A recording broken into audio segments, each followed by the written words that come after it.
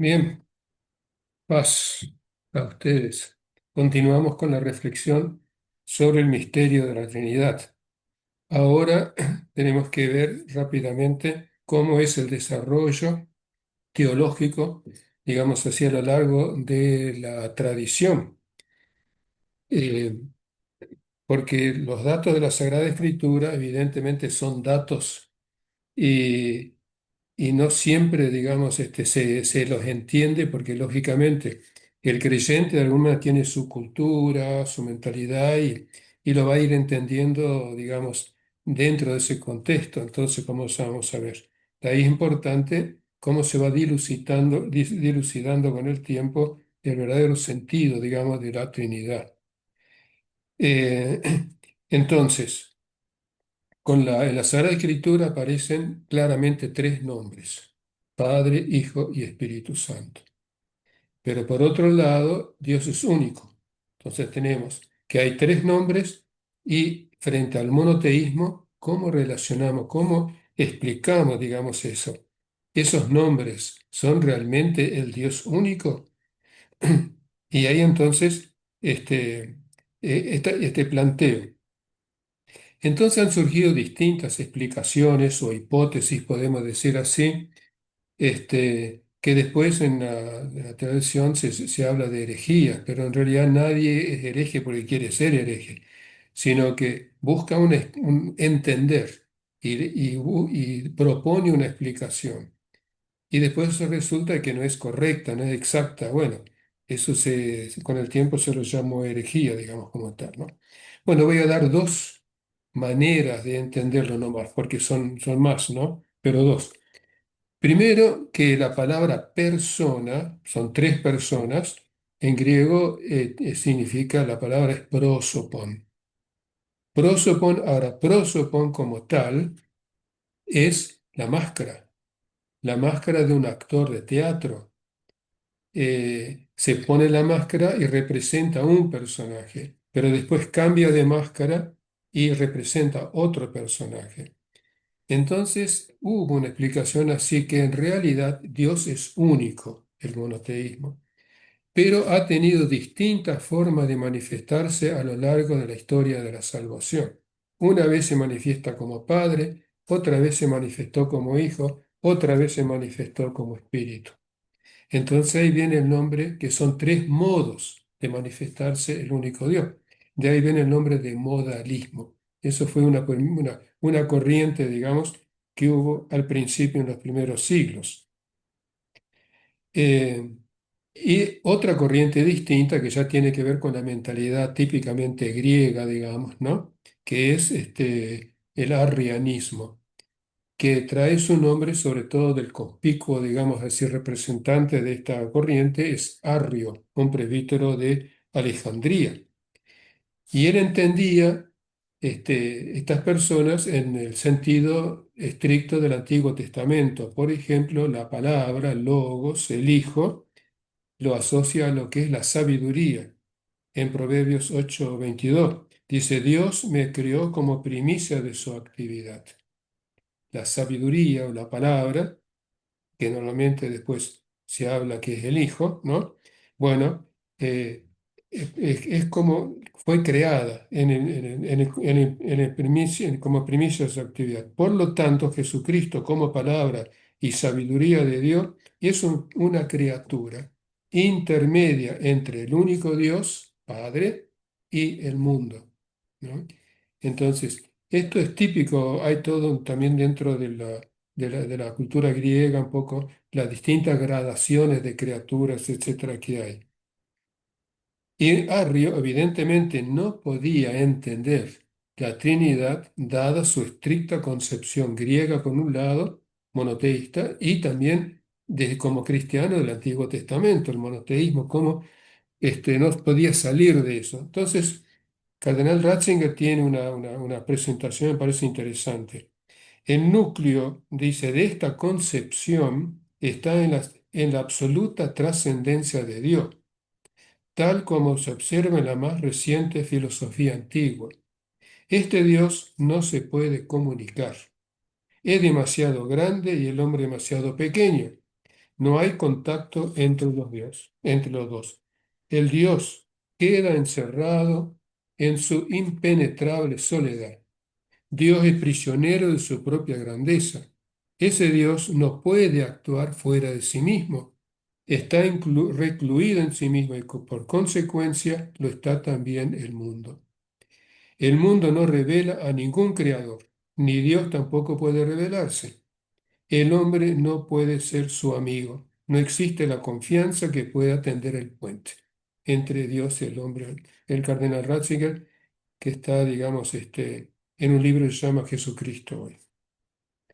Bueno, para Arrio, el Logos, por lo tanto, era una criatura, la primera criatura de Dios, que armoniza después el universo, etcétera, digamos, ¿no?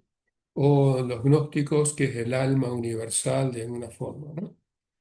Bueno, evidentemente que estas explicaciones, si bien se han difundido enormemente por lo simple que son y coincide con la mentalidad de la época, no respondían, digamos, a la fe heredada bautismal. Sí, se extendió mucho, tanto es que Atanasio de Alejandría dice, tiene esa famosa frase, dice, una mañana me desperté y vi que el mundo entero era arriano. Cómo se había difundido por lo tentador de esta, digamos, explicación.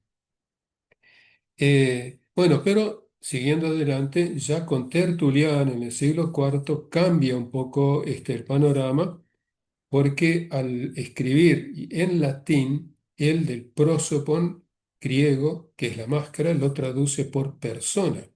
Bueno, es cierto que en latín persona tiene el mismo sentido en el fondo teatral, porque es personare, sonar a través de la máscara, pero al mismo tiempo en la gramática aparece primera persona, segunda persona, tercera persona.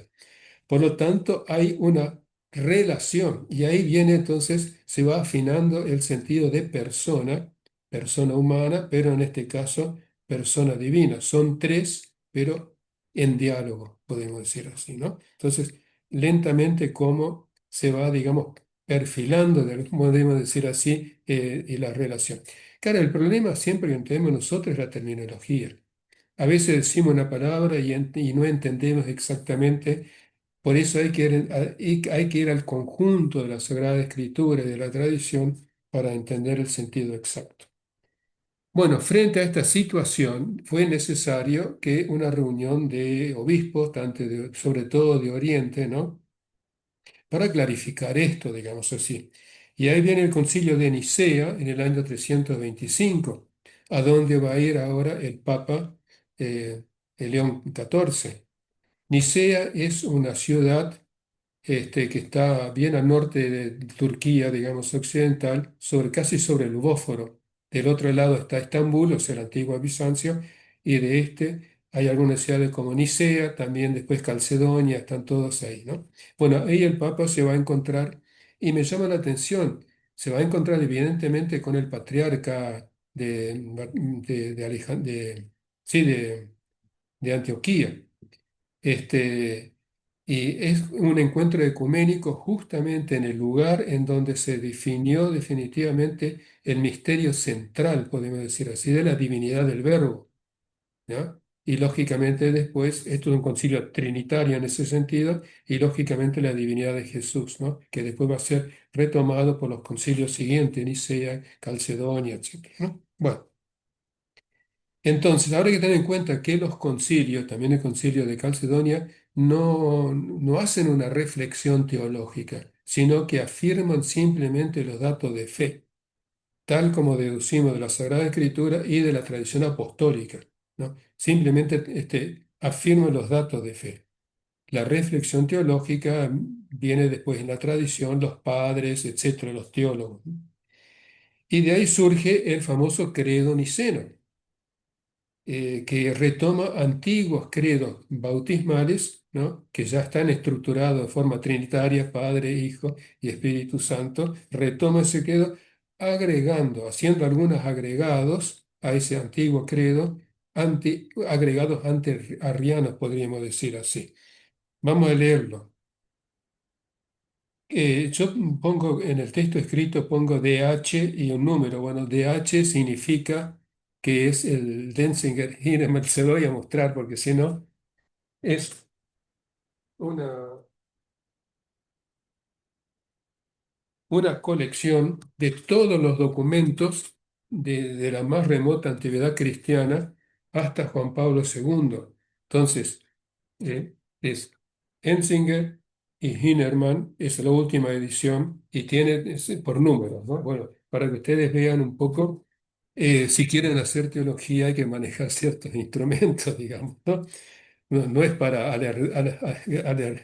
digamos, hacerme de importancia, sino simplemente para mostrar que, cómo es la teología. Bueno, entonces creemos en un solo Dios, Padre omnipotente, creador de todas las cosas visibles e invisibles, y en un solo Señor Jesucristo, Hijo de Dios, engendrado unigénito del Padre, es decir, de la sustancia del Padre. Subraya la sustancia del Padre. Fíjense que el Hijo es de la misma sustancia del Padre. Dios de Dios, luz de Dios. Y remarca Dios verdadero de Dios verdadero. Remarca la divinidad del Logos, del Hijo, en contra de Arri, evidentemente. Engendrado, no hecho. Arri había dicho que era hecho, creado. Dice no hecho, engendrado, consubstancial al Padre, por quien todas las cosas fueron hechas, etcétera. ¿No? Sigue, digamos así, ¿no? Entonces, al decir de la misma sustancia del Padre, Dios verdadero de Dios verdadero, generado, no creado, está reafirmando la unidad de naturaleza del Hijo y el Padre, ¿no? Tanto el Hijo como el Padre son Dios en la misma naturaleza. Y todavía en la conclusión del Concilio de Nicea dice, los que en cambio dicen, hubo un tiempo en que no fue el Hijo, y antes de ser engendrado no era, y que fue hecho de la nada, o dicen que el Hijo de Dios es de otra hipóstasis o sustancia o creado o cambiable o mudable, los anamateza en la Iglesia Católica. Refuerza entonces eso. Por lo tanto, a partir de aquí quedó claro hablar de un Dios en tres personas. ¿Mm? Queda claramente ya esta fórmula. Veneramos a un solo Dios en Trinidad y a la Trinidad en unidad, no confundiendo las personas ni separando las sustancias, ¿no? Esto está en la confesión pseudo-athanasiana. Bueno, evidentemente, interesante, lo voy a hacer ahora como un paréntesis, pero es importante tenerlo en cuenta, porque nosotros recitamos la profesión de fe o el credo, niceno, todas las veces que la solemnidad y los domingos, digamos así, ¿no? Pero hay un detalle interesante que en castellano no lo percibimos.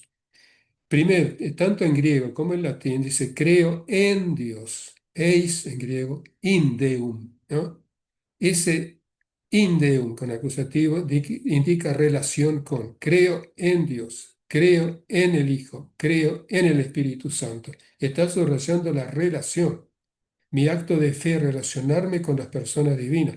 Pero después digo, y la iglesia una, santa, católica, apostólica, creo la remisión de los pecados, la resurrección de los muertos. Creo no en la iglesia, ni en la remisión de los pecados, ni en la resurrección. No establezco una relación personal con la iglesia ni con otra, sino que simplemente afirmo como verdad de fe la existencia de la iglesia, la remisión de los pecados, la resurrección de los muertos, etc. No sé si me explico. En castellano decimos creo en la resurrección de la carne, creo en la iglesia. Bueno, no tenemos otra manera de hablar porque hablamos español o castellano. Tendríamos que hablar en griego o latín. Ahí percibiríamos los matices, digamos, ¿no? Bueno, pero es importante que lo sepamos. Bueno, ahora, ¿en qué consisten las personas divinas?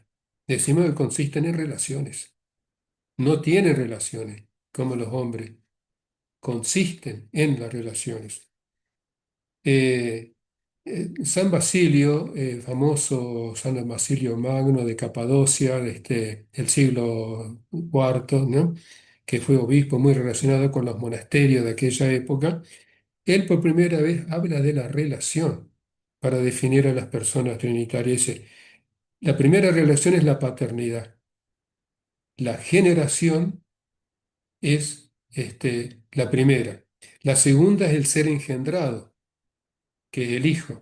Y la tercera, ser expirado, ¿no? Por Padre y el Hijo, sería el Espíritu Santo, digamos, como tal, ¿no?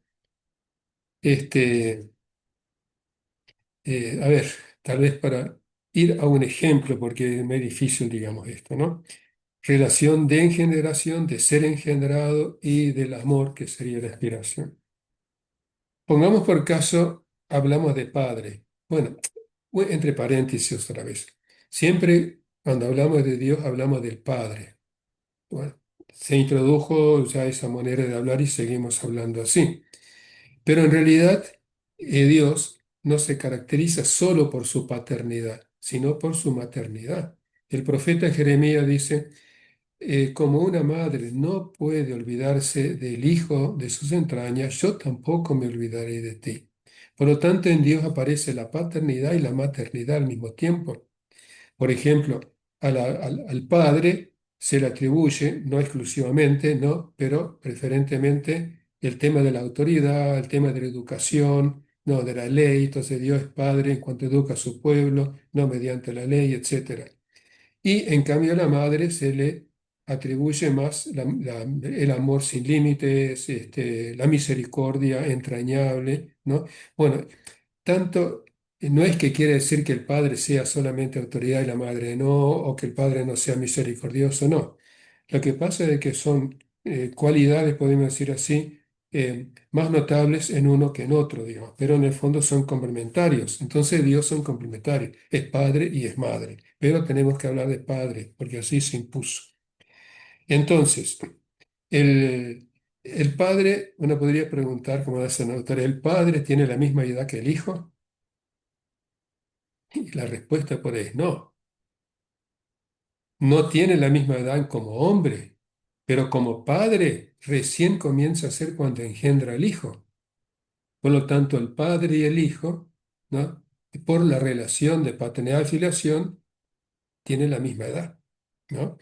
Es decir, entonces hay la relación de padre y la relación de hijo, ¿no? Son algo real en el ser humano, digamos, ¿no? Pero claro, algo real, pero como características, porque en el fondo, como somos seres materiales, el padre y el hijo van a ser individuos distintos, ¿no? Pero la relación de paternidad y filiación es permanente, es algo real, digamos, como tal, como característica. Bueno, de aquí nos podemos remontar analógicamente a Dios. Su paternidad es una relación que se traduce en filiación. Por lo tanto, en la misma naturaleza divina, en la misma esencia divina, se da la relación de Hijo, la relación de Espíritu Santo. Entonces, son relaciones sustanciales, ¿m? O como con otras palabras, la naturaleza, la esencia divina se expresa en tres relaciones distintas, de la generación, del ser generado y de la aspiración del Espíritu Santo. Tal vez un poco complicado, digamos, pero bueno, tenemos que buscar maneras, digamos, de penetrar, entender conceptualmente el misterio, ¿no? Bueno, voy a leer, digamos, algo de Sessué, que tiene un libro que se llama Creer, ¿no? Es un teólogo francés. Dice, señalamos por último que todos estos discursos no agotan en absoluto la realidad del misterio trinitario. Su objetivo es poner de manifiesto en un lenguaje humano, inteligente y reflexivo que puede abrirse a una enunciación no contradictoria de la Trinidad. Es decir, estamos hablando de Dios Trino de una forma que no es contradictoria, ¿no? No agota, pero tenemos que apuntar, digamos, porque en última instancia la fe no termina en la formulación, ni siquiera en la formulación dogmática, lo dice Santo Tomás de Aquino. La fe termina en la realidad a la cual apuntan las formas, a la cual apunta nuestro lenguaje, digamos, ¿no? Pero es una orientación. Eh, un lenguaje, digamos, reflexivo que puede abrirse a una enunciación no contradictoria de la Trinidad y encontrar en ella sentido. Deja lugar para todas las consideraciones más existenciales que se desarrollarán en el siglo XX. Después viene mucho desarrollo de tipo más existenciales. Bueno, en base a esto, quiere decir que no basta creer en Dios. tampoco basta conseguir como consecuencia la vida eterna como un ver a Dios. Santo Tomás dice que la vida eterna es la visión de Dios. Bueno, es real, digamos, ¿no? Pero no es solamente el creer o el ver a Dios. Si queremos ser salvados, efectivamente tiene que haber una posibilidad de entrar en la vida íntima, digamos, humana, ¿no? Por eso dice San Pablo en el capítulo 8, 29, el Hijo Eterno es el primogénito entre muchos hermanos. Quiere decir que entrar en la vida íntima de Dios nos hace al mismo tiempo hermanos nosotros. Es la consecuencia, digamos, moral y hasta social, podemos decir así. Les voy a citar un caso muy interesante y me llamó la atención, digamos, de Froissart. Froissart es un francés, principio de 1900, ¿no?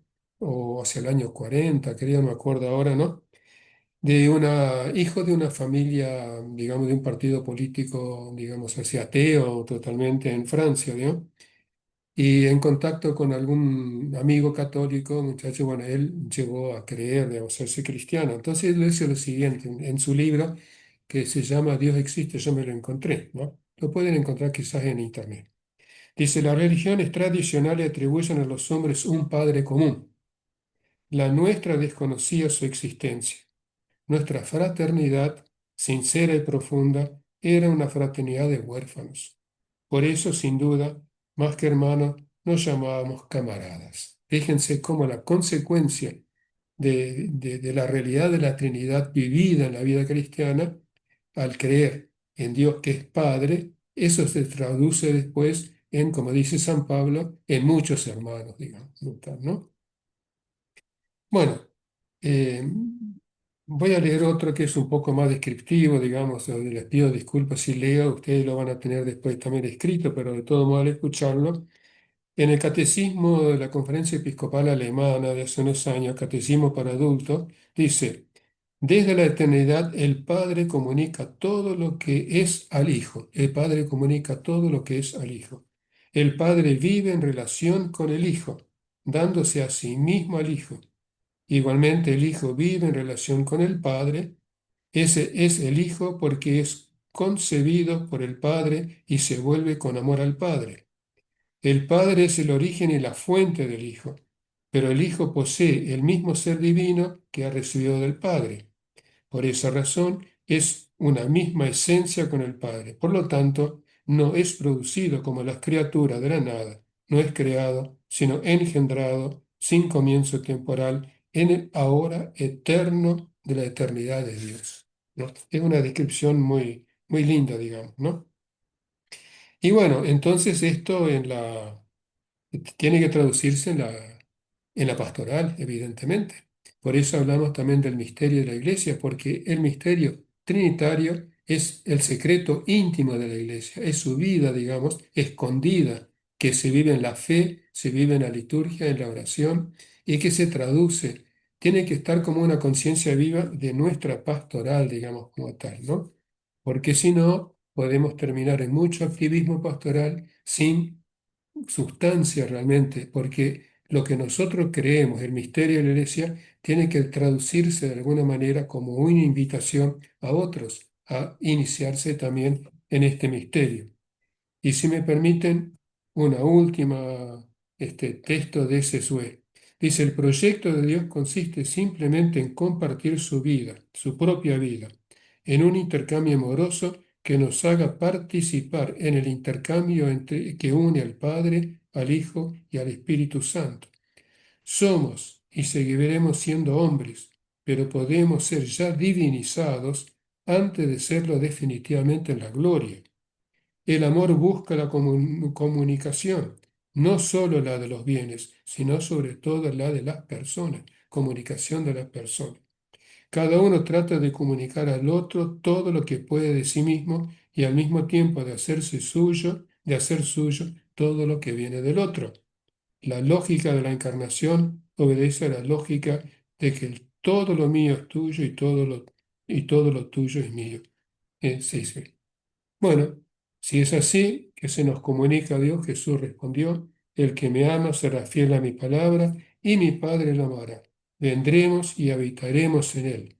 Y el Espíritu Santo que el Padre enviará a mi nombre, les enseñará todo y les recordará lo que yo les he dicho. San Juan, capítulo 14. Muchísimas gracias por hoy y los espero en la próxima transmisión.